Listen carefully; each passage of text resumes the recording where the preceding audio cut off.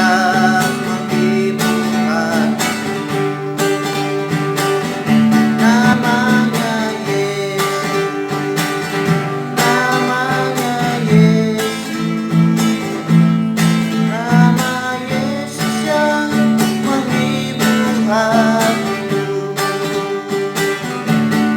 Ada satu sobatku yang setia, tak pernah dia tinggalkan diri. Waktu-waktu susah, waktu sendirian, dia selalu menemani diriku. Namanya Yesus, namanya Yesus, nama Yesus yang menghibur hatiku. Namanya Yesus, namanya Yesus, nama Yesus yang menghibur hatiku.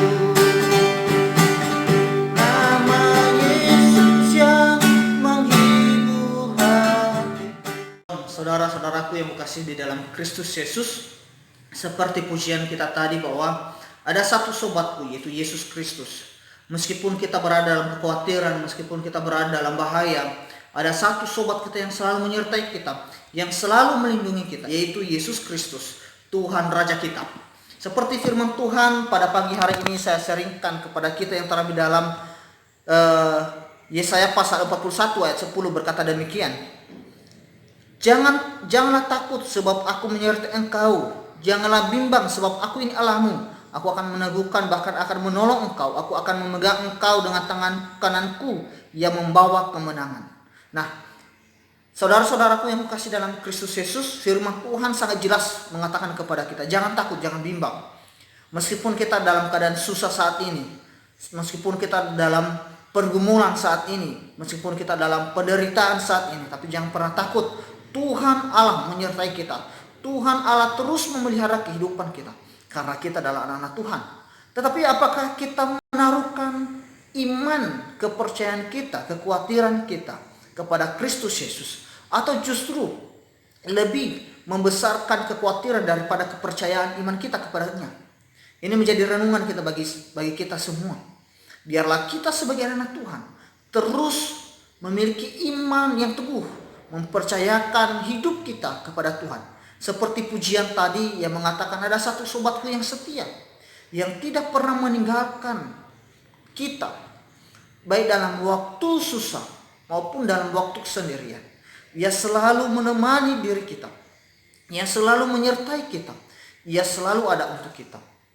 Tapi pertanyaannya, apakah kita sebagai anak Tuhan sudahkah memberikan waktu kita untuk berkomunikasi dengan Tuhan, untuk berhubungan intim dengan Tuhan, untuk membangun suatu mesbah doa bagi Tuhan?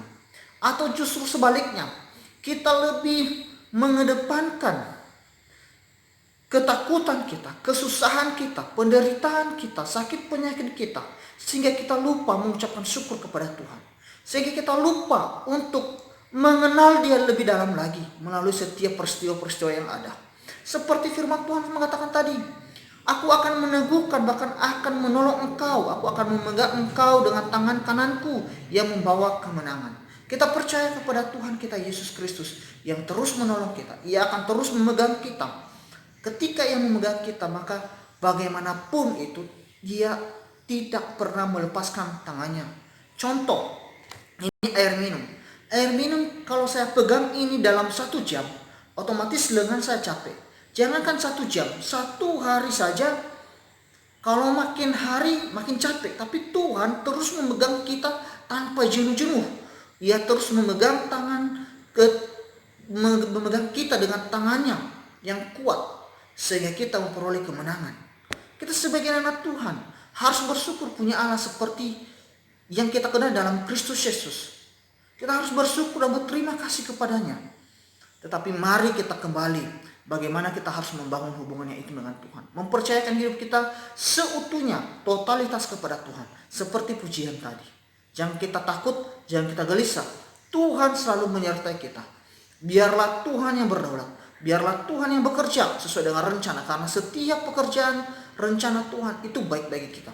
Meskipun saat ini kita mempertanyakan kasih Tuhan, pertolongan Tuhan. Tapi yang satu hal kita tahu bahwa Tuhan tetap nyata. Kasih Tuhan selalu kita rasakan dalam kehidupan kita.